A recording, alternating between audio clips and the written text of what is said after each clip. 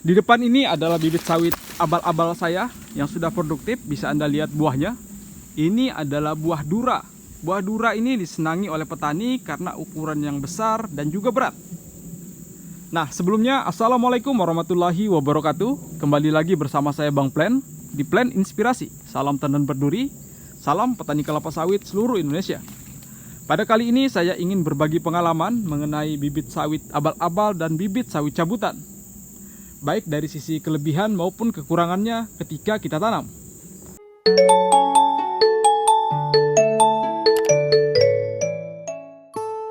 Di depan ini adalah tanaman sawit saya yang asal usul bibitnya adalah bibit abal-abal.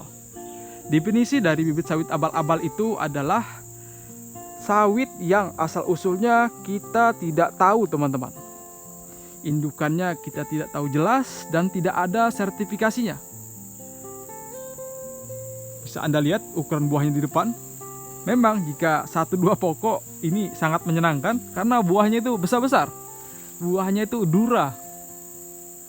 Akan tetapi dibalik daripada kelebihan tersebut, ketika Anda tanam bibit sawit abal-abal seperti ini, Anda akan juga mengalami kerugian. Saya tidak bicara kira-kira di sini karena saya praktisi. Saya sudah menerapkan penanaman bibit sawit abal-abal, bibit sawit cabutan, dan juga bibit sawit unggul. Nah, sebelumnya kenapa saya menanam bibit sawit abal-abal ini? Dulu saya belum paham dan belum mengerti mengenai jenis bibit sawit.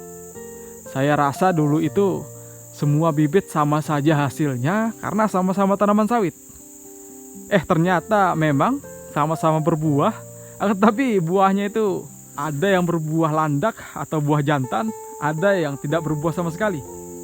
Nah, jadi saya ingin Anda lebih bijak ketika melakukan penanaman.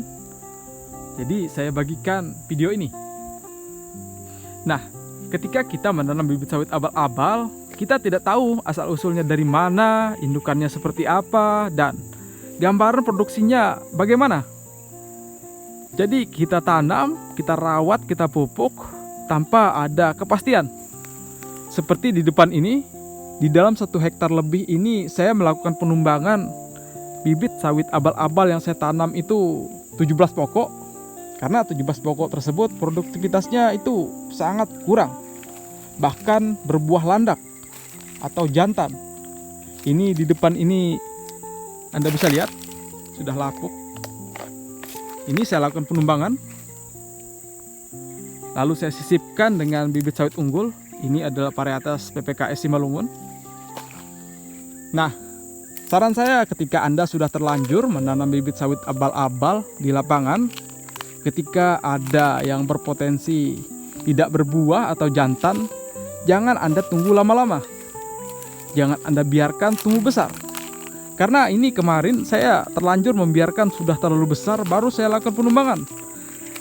Saya berharap terjadi perubahan.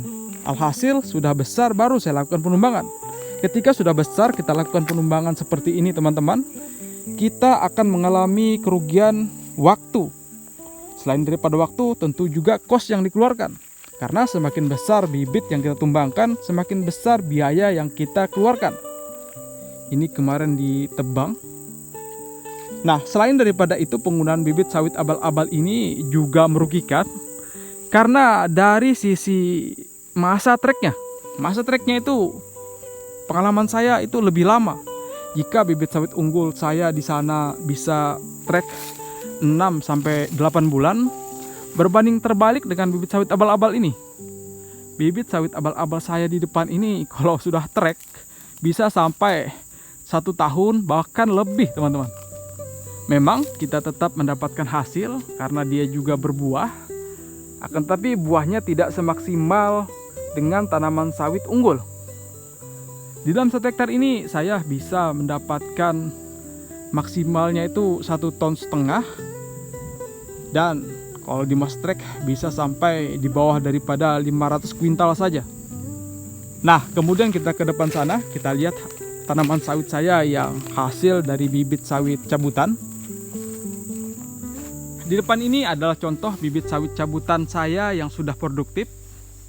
Sebelumnya kita pahami dulu apa yang dimaksud dengan bibit sawit cabutan. Bibit sawit cabutan adalah bibit sawit yang sudah kita tentukan berdasarkan indukan tertentu yang kita cabut, baik di piringan maupun di gawangan, lalu kita lakukan penanaman di lahan. Jadi bibit cabutan ini kita sudah tahu indukannya seperti apa. Kita lakukan penanaman di lapangan, berbanding terbalik dengan sebelumnya bibit sawit abal-abal. Dari penampakan karakteristiknya, ini adalah pelepah panjang karena indukannya kemarin adalah pelepah panjang. Nah, kita bahas pertama dari sisi kelebihannya.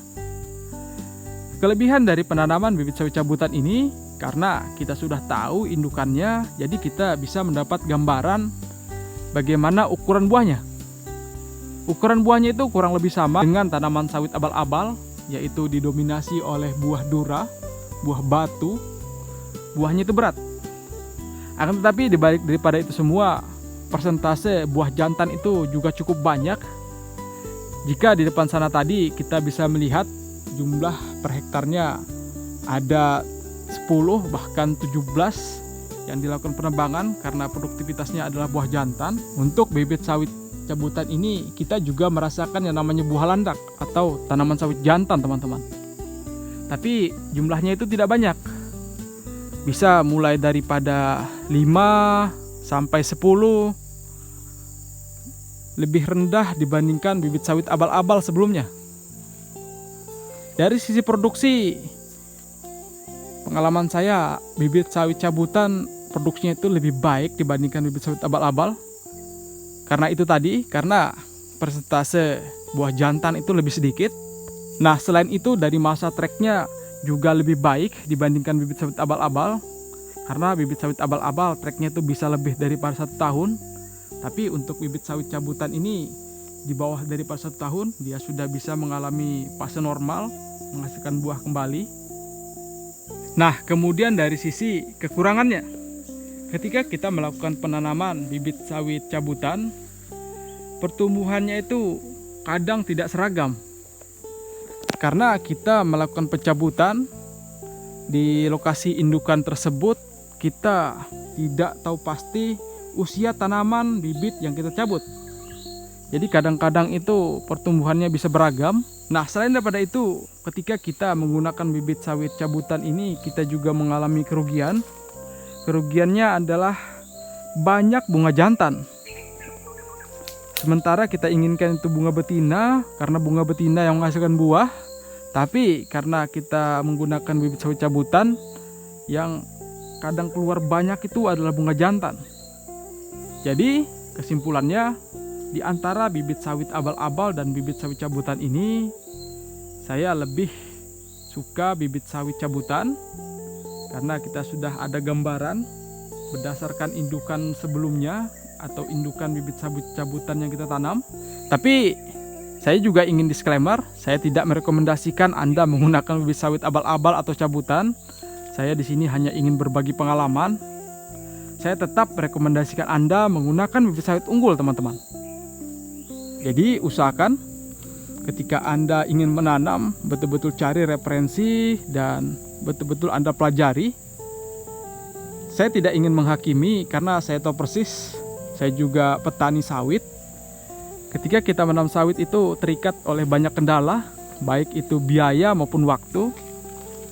Jadi tidak saya salahkan jika Anda menanam bibit sawit abal-abal ataupun cabutan. Tapi saya minta Anda itu harus teliti. Minimal Anda harus tahu indukan pohon yang Anda tanam. Semoga informasi ini bisa bermanfaat. Sekian dari saya. Wassalamualaikum warahmatullahi wabarakatuh. Salam tandan berduri.